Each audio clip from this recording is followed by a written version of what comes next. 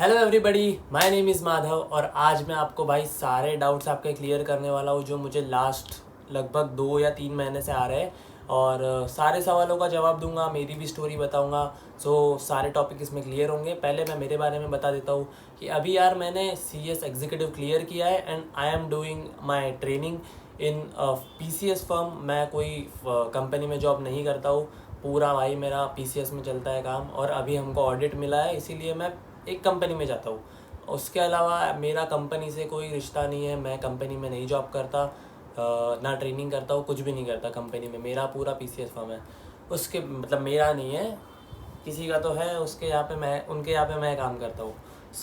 उसके अलावा मैं मेरी स्टोरी बता दूँ कि मैंने CS ज्वाइन किया था इन ईयर 2022, जहाँ पे मैंने CSEET किया पहले। उसके बाद मैंने ब्रेक ले लिया क्योंकि मैं ऐसा सोचता था कि भाई BBA के बाद पहले MBA करेंगे और उसके बाद फिर देखेंगे CS करना है तो करेंगे, नहीं तो नहीं करेंगे। फिर उसके बाद मेरा रियलिटी चेक हुआ कि भाई MBA में बहुत ज़्यादा कट ऑफ होता है और मैं वैसे भी जनरल वाला हूँ, तो मुझे 95 पे भी सीट्स नहीं मिलेगी। तो सीट तो आपको पता है कि बहुत इशू आता है। और उसके अलावा फ़ीस भी इतनी ज़्यादा होती है कि भाई वो मैं अफोर्ड भी नहीं कर पाता था और मेरे को लोन भी नहीं लेना था। इसीलिए मैंने सोचा कि CS देखते क्या चीज़ है। फिर उसके बारे में रिव्यू किया तो बहुत अच्छे रिव्यूज़ मिले। फिर उसके बाद मैंने CS एग्जीक्यूटिव के लिए अप्लाई किया, जो मैंने मेरे 3rd ईयर में स्टार्ट किया। मैं मुंबई आ गया था और मुंबई में आके मैंने क्लास लगाया, मेरा कॉलेज उधर चलते रहता था। उसके बाद मैंने सोचा कि भाई अब पूरा फोकस CS पे देंगे, MBA करना ही नहीं है। तो मैंने सोचा कि भाई चलो अब स्टार्ट करते हैं अच्छे से पढ़ाई वगैरह। बट पढ़ाई तो नहीं ही थी क्योंकि मेरे को करने में मज़ा ही नहीं आता था पढ़ाई की। भाई क्या करूँ, इतना मोटा बुक है, कैसे पढूँ। फिर भी मैंने क्लासेस लगा लिए थे, तो उधर भी वैसे तो सिलेबस नहीं होता था, बस मस्ती होती थी। सिलेबस ख़त्म कभी हुआ ही नहीं उधर। मैंने सोचा कि सेल्फ स्टडी करेंगे। तो मेरा जब BBA का एक्सटर्नल स्टार्ट था in the month of April, तो मैंने सोचा कि भाई अभी घर पे ही बैठते हैं और यहीं से पढ़ाई करेंगे और यहीं से पेपर देने वाले हैं। तो फिर मैंने 1.5 महीना मैंने पूरा सेल्फ प्रिपरेशन किया, जहाँ पे मैंने मैराथन्स की हेल्प ली, खुद के नोट्स बनाए और बार बार मैं रिवीजन करता था। और CMSL तो मैंने लास्ट के 6 दिन में स्टार्ट किया था, जो मुझे लगता था कि भाई इसमें कैसे होगा क्या नहीं होगा, बट समहाउ वो भी मेरा बहुत अच्छे से मैंने कवर कर लिया था। फिर जून में पेपर आए, पेपर दिया, उसके बाद फिर से मुंबई आ गया, फिर से क्लासेस चालू हो गए। पहले मैंने ग्रुप 2 दिया था, उसके बाद मैंने ग्रुप 1 दिया। तो ग्रुप 2 का रिज़ल्ट जब अगस्त में आया तो मेरे को बिल्कुल गारंटी नहीं थी कि भाई मैं पास होऊंगा या फिर मेरे को अच्छे मार्क्स भी मिलेंगे। बट लकीली एंड मेरी मेहनत जितना मैंने लगाया था, पूरा 1 महीना खुद को निचोड़ा था, तो उसका मेहनत का मुझे फल मिला। और उस फल से मैं मतलब क्लियर हो गया और आफ्टर दैट मेरा बहुत अच्छा चल रहा था। एंड उसी जोश को मैंने कैरी किया दिसंबर वाले अटेम्प्ट में, जहाँ पे मैं ग्रुप 1 देने वाला था। और ग्रुप 1 में मेरी ऐसा था कि भाई उसमें अकाउंट्स था, तो वो ऑब्वियसली जो मुझे नहीं आता था, और 80% लोगों को शायद वो परेशान करता ही है अभी भी, क्योंकि मुझे मोस्ट ऑफ द क्वेरीज जो आती है वो CAFM रिलेटेड ही आती है कि भाई कैसे करना चाहिए, क्या करना चाहिए। वो मैं भी भाई बहुत कच्चा हूँ उसमें। तो उसके लिए मैं साइड बाय साइड प्रिपेयर करते रहता था, बट उसको मैंने कभी फोकस नहीं किया। मैं पूरा उसको रट्टा मारता था कि भाई इसके बाद ये आएगा, उसके बाद वो आएगा। अभी तो मुझे याद भी नहीं है, बट उस टाइम पे थोड़ा बहुत जो याद था वो करता था। तो फिर उसके बाद ऐसी बात आई कि भाई मैंने दिसंबर में पेपर फिर से दिया। क्लास के भरोसे तो ऑब्वियसली मैं नहीं था। लास्ट के 1-1.5 महीने में मैं फिर से मेरे होम टाउन गया, वहाँ पे मैंने अच्छे से प्रिपरेशन किया, बाकी सब्जेक्ट्स का बहुत अच्छे से किया, क्योंकि भाई मैराथन्स बहुत अच्छे से हेल्प करते थे और खुद के नोट्स बनाता था, तो बहुत अच्छी प्रैक्टिस हो रही थी। अकाउंट्स का भी करता था, बट वो समहाउ मेरे दिमाग में जाती ही नहीं थी चीज़, तो मैंने एक टाइम के बाद उसको छोड़ दिया कि भाई क्या ही करूँ यार, जो होगा देखेंगे, भगवान के भरोसे चलते हैं। तो दिसंबर में पेपर दिया। उसके बाद मेरे दिमाग में तो ये था कि भाई मैं क्लियर कर लूँगा, क्योंकि बहुत अच्छे पेपर गए थे, अकाउंट्स का भी ठीक ठाक गया था। बट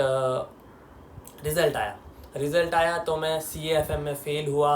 28 मार्क्स मुझे मिले, बाकी सब्जेक्ट्स में बहुत अच्छे मार्क्स मिले। मेरा ओवरऑल टोटल था 191, बट CAFM के वजह से पूरा ग्रुप लटक गया एंड मैं बहुत ज़्यादा डिप्रेस हो गया।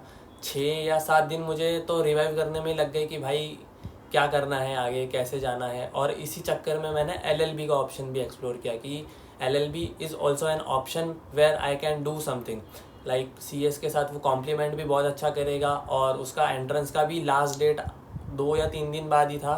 तो मैंने सोचा कि वाई नॉट, अप्लाई कर देते हैं। तो अप्लाई कर दिया, उसका चल रहा था जो प्रोसेस थोड़ा बहुत चलता है।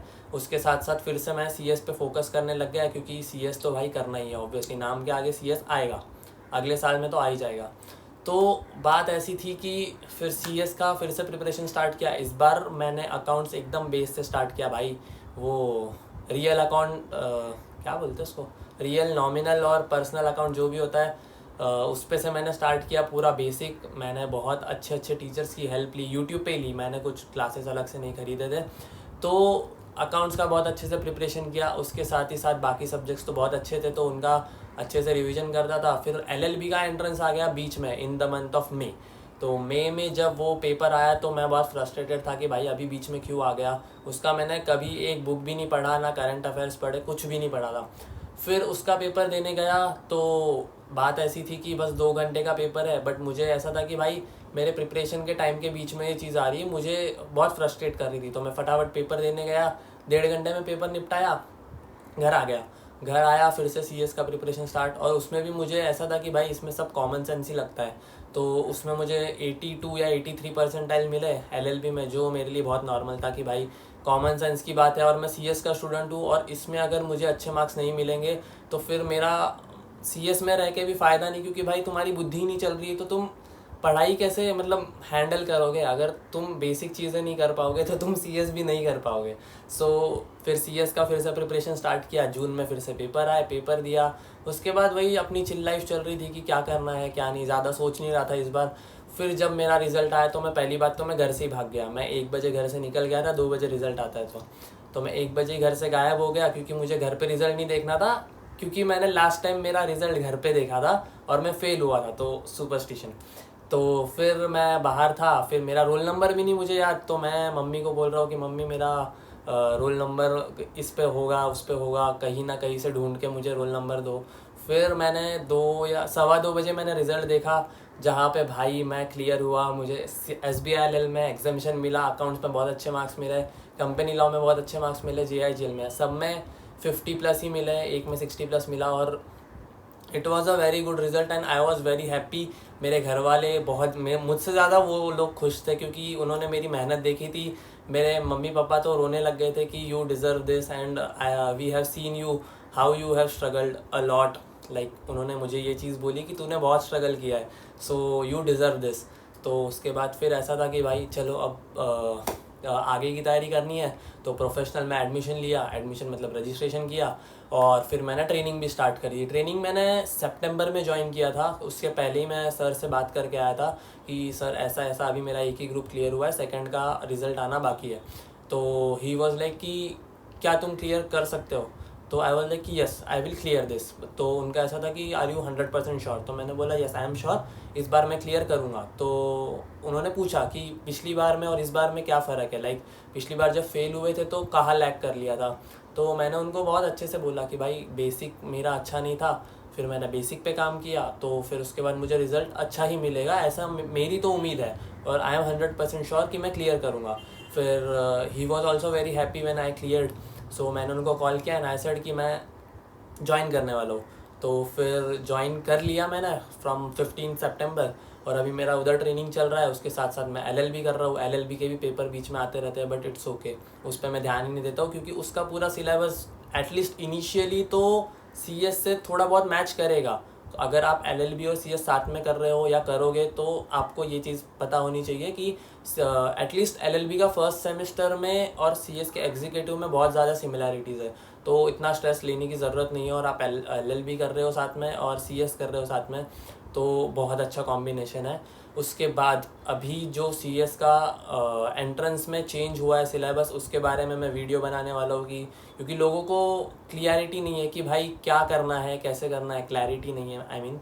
और उसके अलावा बात ऐसी आती है कि मुझे खुद को नहीं पता है, तो मैं उसके बारे में रिसर्च करूँगा, then I let you know. उसके अलावा CS एग्जीक्यूटिव का प्रिपरेशन आपको ऐसे करना है कि आपको खुद के नोट्स बनाने हैं, बहुत ज़्यादा बार रिवीजन करनी है। अगर आपने क्लासेस लिए हैं तो very good, you should complete the lecture and then you should focus कि भाई अभी सेल्फ स्टडी कैसे करें, वॉटेवर, मतलब जो भी है भाई, सारी चीज़ें अच्छे से आपको देखनी पड़ेगी, टाइम बहुत ज़्यादा देना पड़ेगा, क्योंकि 3-4 घंटे से इसमें पढ़ाई होके नहीं चलेगा कि भाई 3 घंटे पढ़ाई कर ली, 4 घंटे पढ़ाई कर ली बहुत है, ऐसा नहीं होगा। और उसके अलावा एक और सवाल था कि CS और LLB मैनेज होगा या नहीं।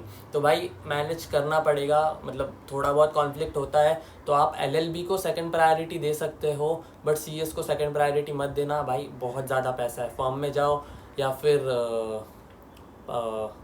एम्प्लॉयमेंट में जाओ, दोनों जगह बहुत ज़्यादा पैसा है। तो सोचो ही मत कि इसमें करियर नहीं है, करियर ख़त्म हो रहा है, AI आएगा, AI कुछ नहीं आएगा भाई। CS का जॉब रिप्लेस नहीं कर सकता है कोई, और बहुत अच्छा करियर है। और भी जो भी आपके सवाल है प्लीज़ मुझे कमेंट्स में बताओ, मैं उस पर सेपरेट छोटे छोटे वीडियोस बनाऊंगा, ये मुझे बड़ा वीडियो बनाना पड़ा, सो वो भी मुझे बताओ। एंड वैसे ही बातें करेंगे भाई, DM करो मुझे कुछ भी अगर दिक्कत आती है तो।